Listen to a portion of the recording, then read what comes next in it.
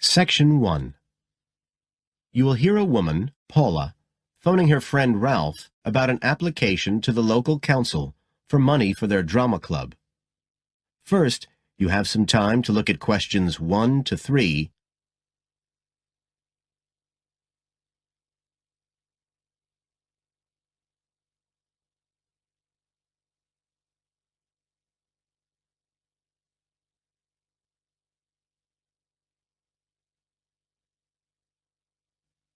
Now we shall begin. You should answer the questions as you listen, because you will not hear the recording a second time. Listen carefully and answer questions 1 to 3.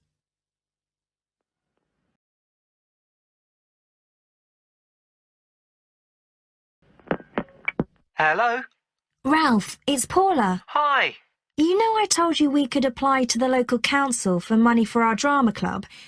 I've got the application form here, but we need to get it back to them by the end of the week. I could send it on to you. You really ought to fill it in as president of the club, but I don't know if it'll get to you in time. Well, you're the secretary, so I expect it's okay if you fill it in. Yeah, but I'd really like to check it together. Right, that's fine. Like, the first part asks for the main contact person. Can I put you there? Sure. Right, so that's Ralph Pearson. Oh, and then I need your contact address.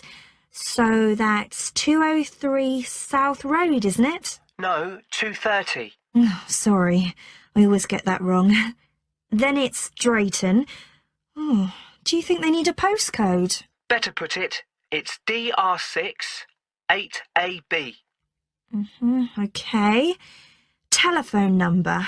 That's 01453 586 098, isn't it? Yes. Right.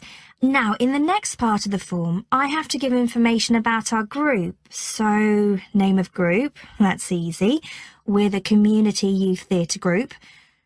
But then I have to describe it. So, what sort of information do you think they want? Well, they need to know we're amateurs, not professional actors. And how many members we've got. What's that at present, 20? 18. And should we put in the age range? That's 13 to 22? No, I don't think we need to. But we'd better put a bit about what we actually do. Something like members take part in drama activities. Activities and workshops? OK. Right. That's all for that section, I think. You now have some time to look at questions 4 to 10.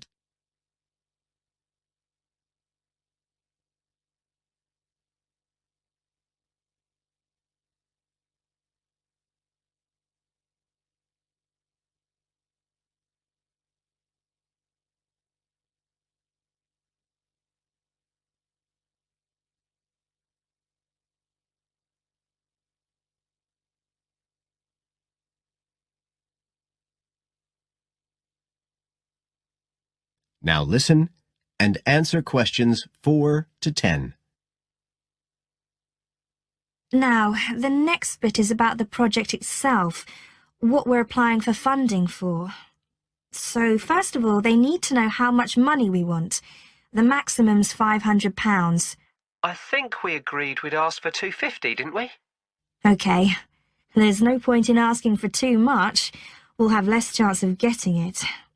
Then we need to say what the project, the activity is. Right. So we could write something like, to produce a short play for young children.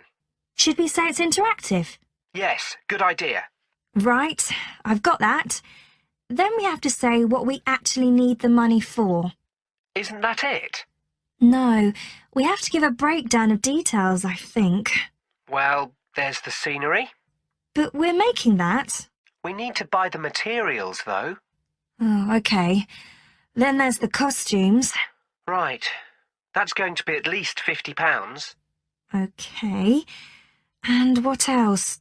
Oh, I just found out we have to have insurance. I don't think it'll cost much, but we need to get it organised. Yes, I'd forgotten about that. And we could be breaking the law if we don't have it. Good thing we've already got curtains in the hall. At least we don't have to worry about that. We'll need some money for publicity. Otherwise, no one will know what we're doing. And then a bit of money for unexpected things that come up. Just put sundries at the end of the list. OK, fine. Now, the next thing they want to know is if they give us the grant, how they'll be credited. What do they mean, credited? I think they mean how we'll let the public know that they funded us. They want people to know they've supported us. It looks good for them. Well, we could say we'd announce it at the end of the play. We could make a speech or something. They might prefer to see something in writing. We'll be giving the audience a programme, won't we? So we could put an acknowledgement in that? Yeah, that's a better idea. OK, and the last thing they want to know is if we've approached any other organisations for funding and what the outcome was. Well, only National Youth Services, and they said that at present funds were not available for arts projects. Right, I'll put that. And then I think that's it. I'll get that in the post straight away. I really hope we get the money. I think we've got a pretty good chance. Hope so anyway. Thanks for doing all this, Paula. That's OK. See you soon. Bye. Bye. That is the end of Section 1. You now have half a minute to check your answers.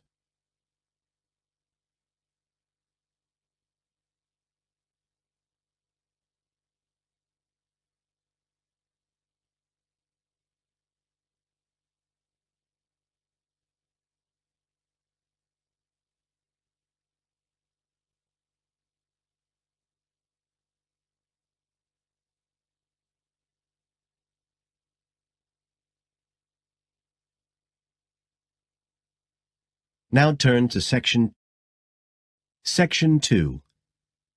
You will hear Joanne describing her home city of Darwin in Australia to a man called Rob, who hopes to go there.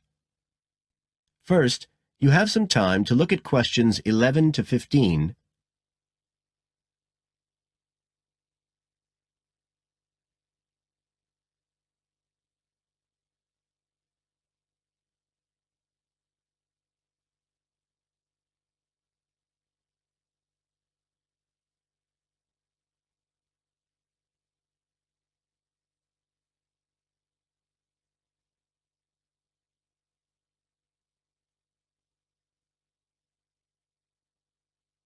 Now listen carefully and answer questions 11 to 15.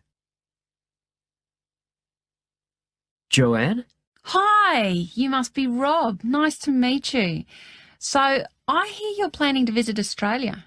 Yeah, and I really wanted to talk to you because I was thinking of spending some time in Darwin, and my sister told me you're from there. That's right. So, tell me about it. Well, where shall I start? Well, Darwin's in what they call the top end because it's right up at the northern end of Australia, and it's quite different from the rest of Australia in terms of cultural influences. In fact, it's nearer to Jakarta in Indonesia than it is to Sydney, so you get a very strong Asian influence there.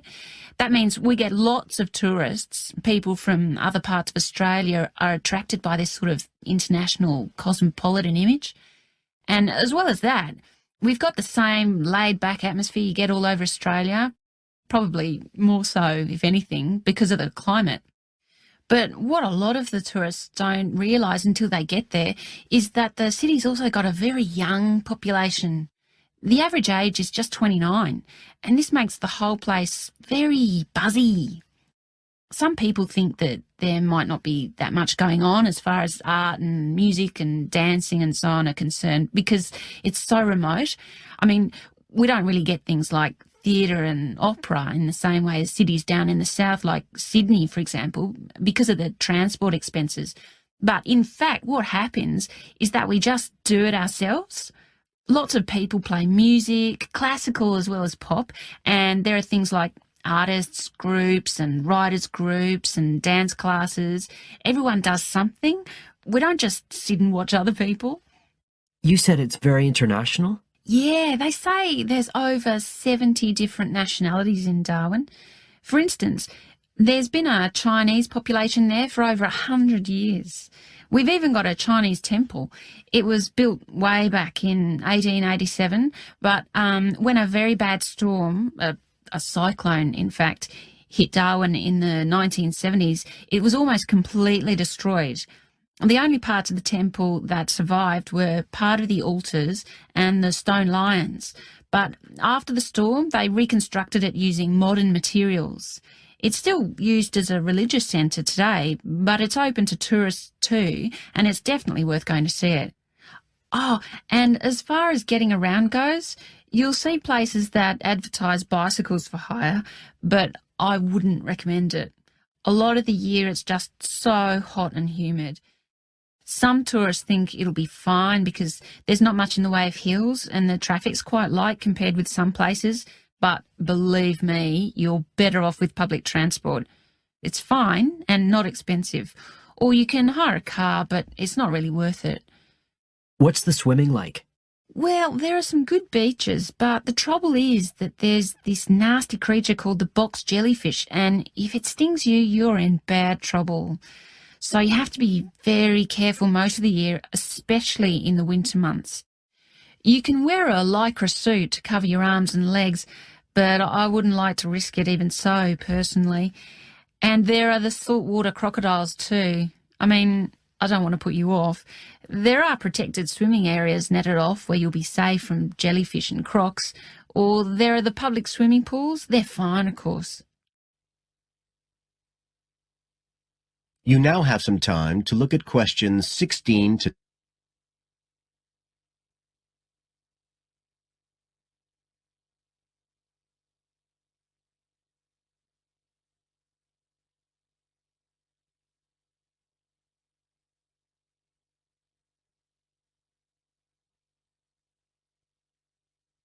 Now listen and answer questions 16 to 20.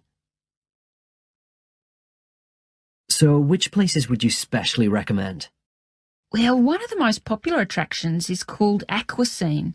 What happens is every day at high tide, hundreds of fish come in from the sea, all different sorts, including some really big deep sea fish.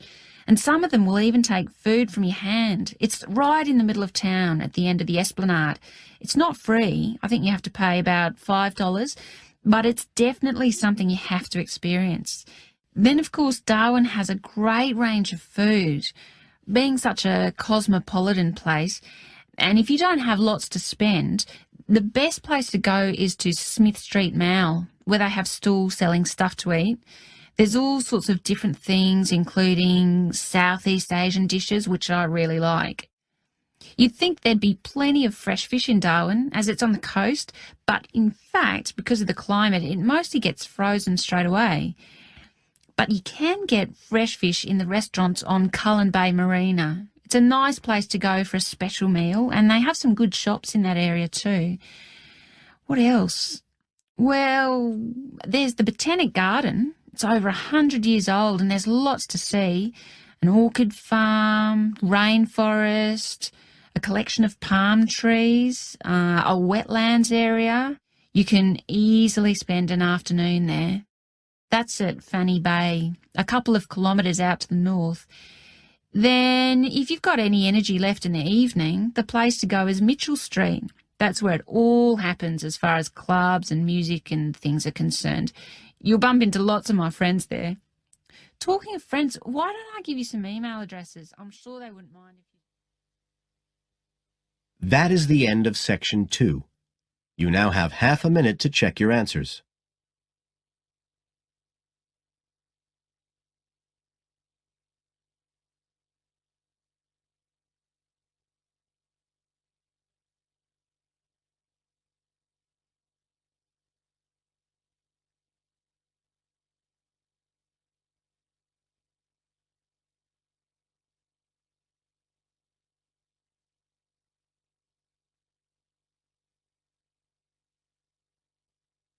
Now turn to Section 3. Section 3.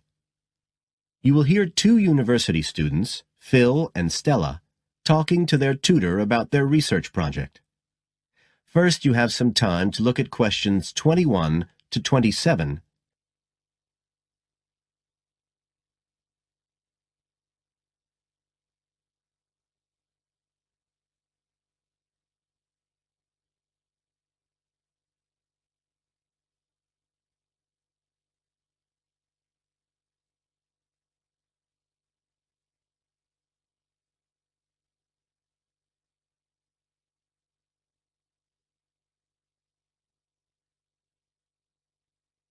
Now listen carefully and answer questions 21 to 27. Come in. Ah, yes, Stella. Is Phil there too? Good. Come on in. Okay, so you're here to discuss your research project. Have you decided what to focus on? You were thinking of something about the causes of mood changes, weren't you? Yes, but the last time we saw you, you suggested we narrowed it down to either the effects of weather or urban environment. So we've decided to focus on the effects of weather. Right, that's more manageable. So, your goal is, Phil? To prove the hypothesis, no. To investigate the hypothesis that the weather has an effect on a person's mood. Good. And what's your thesis, Stella? Well, our thesis is that in general, when the weather's good, it has a positive effect on a person's mood, and bad weather has a negative effect. Can you define your terms here? For example, what do you mean by good and bad? Okay, well, good would be sunny, warm weather, and bad would be when it's cold and cloudy or raining. And how would you define an effect on a person's mood? What would you be looking to find? An effect on the way a person feels. A change in the way they feel, like from feeling happy and optimistic to sad and depressed. Right. And what sort of weather variables will you be looking at? Oh, sunshine, temperature, cloudiness, precipitation, among others.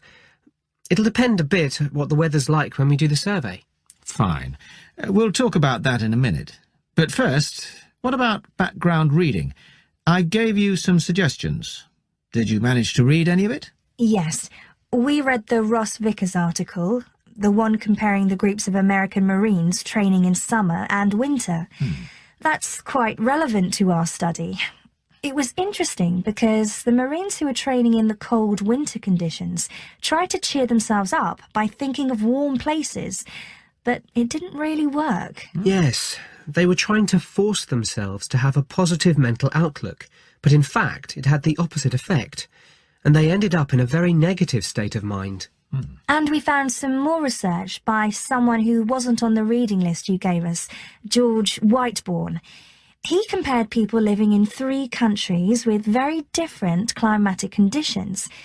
Actually, he looked at several things, not just the weather. But he found some people's reactions to bad weather were much worse than others, and it was linked to how stressed they were generally. The weather on its own didn't have such a significant effect on mood.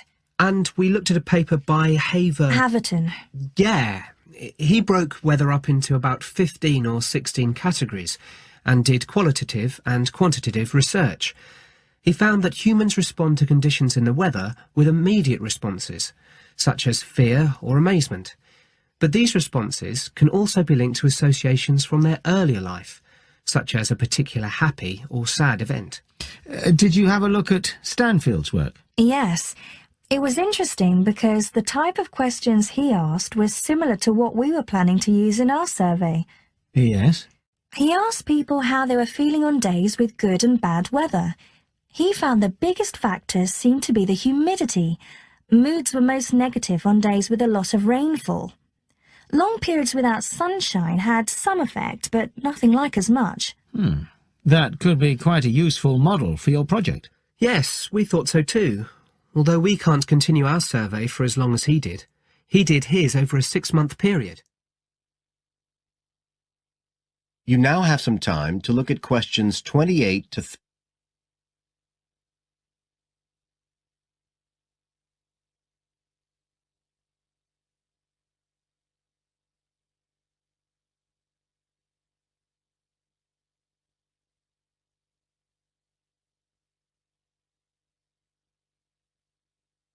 Now listen and answer questions 28 to 30. Right, well, you've made quite a good start. So, where are you going from here? Well, we've already made the questionnaire we're going to use for the survey. It's quite short, just 8 questions. We're aiming to survey 20 people over a period of 3 months from October to December. We can't specify the actual dates yet because it depends on the weather.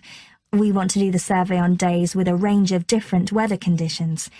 And we'll just be working on campus, so our data will only be statistically sound for the student population here. That's okay. Have you thought how you'll determine what will constitute each aspect of weather, and how many you're looking at? We decided on 4. The amount of sunshine, cloudiness, temperature and precipitation. We thought we might use the internet to get data on weather conditions on the days we do the survey, but we haven't found the information we need, so we might have to measure it ourselves. We'll see. Then we've got to analyse the results, and we'll do that using a spreadsheet, giving numeric values to answers. And then, of course, we have to present our findings to the class, and we want to make it quite an interactive session.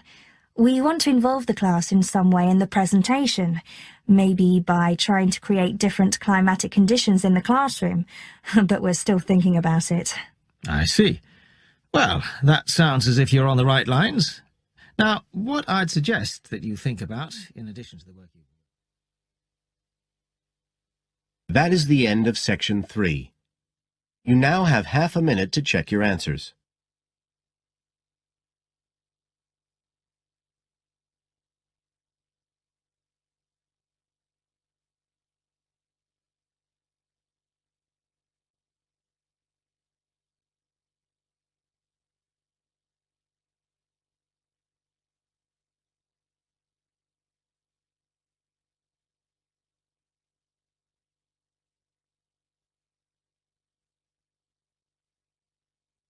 Now turn to Section 4. Section 4.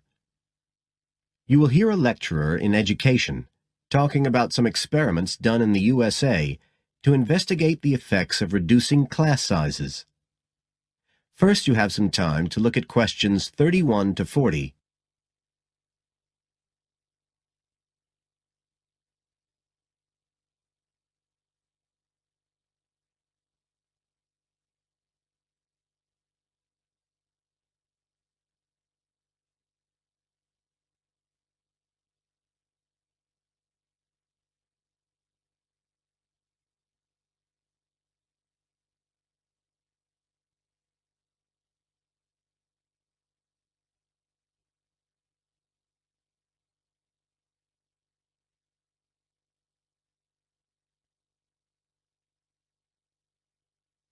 Now listen carefully and answer questions 31 to 40. All over the world, there are passionate arguments going on about how educational systems can be improved. And of all the ideas for improving education, few are as simple or attractive as reducing the number of pupils per teacher. It seems like common sense. But do these ideas have any theoretical basis? Today, I want to look at the situation in the USA and at some of the research that has been done here in America on the effects of reducing class sizes. In the last couple of decades or so, there has been considerable concern in the United States over educational standards here, following revelations that the country's secondary school students perform poorly relative to many Asian and European students. In addition, statistics have shown that students in the nation's lower-income schools in the urban areas have achievement levels far below those of middle-class and upper-middle-class schools. So would reducing class sizes solve these problems? Well, we have to remember that it does have one obvious drawback. It's expensive. It requires more teachers and possibly more classrooms, equipment, and so on. On the other hand, if smaller classes really do work, the eventual economic benefits could be huge. Better education would mean that workers did their jobs more efficiently, saving the country millions of dollars. It would also mean that people were better informed about their health, bringing savings in things like medical costs and days off sick. So what reliable information do we have about the effects of reducing class sizes? There's plenty of anecdotal evidence about the effect on students' behavior, but what reliable evidence do we have for this?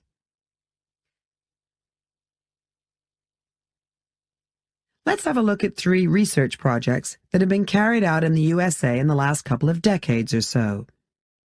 The first study I'm going to look at took place in the state of Tennessee in the late 1980s.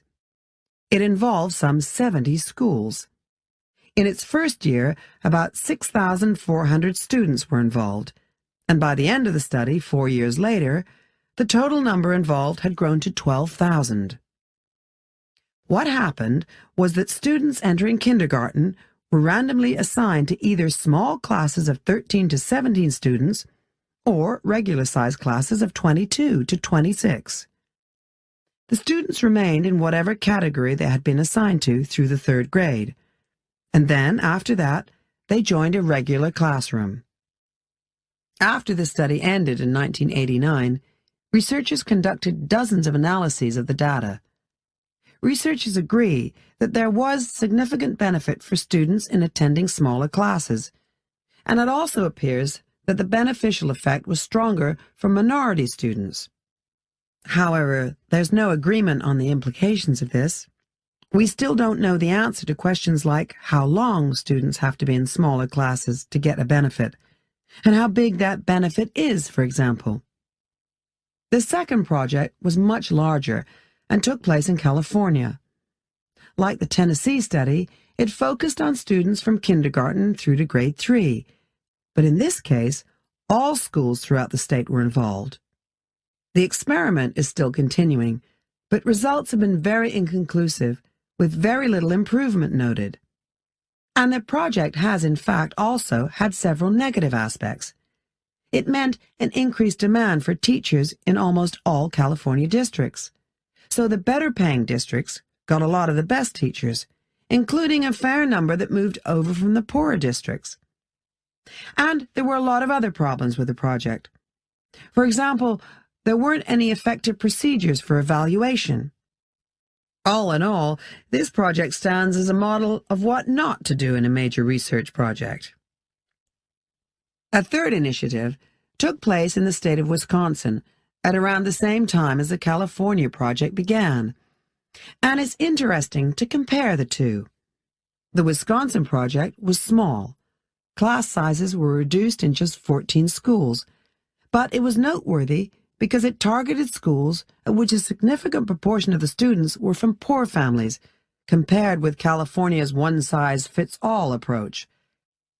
Analysts have found that the results are very similar to the Tennessee project, with students making gains that are statistically significant, and that are considerably larger than those calculated for the California initiative. Now, I'd like to apply some of these ideas to the latest. That is the end of Section 4.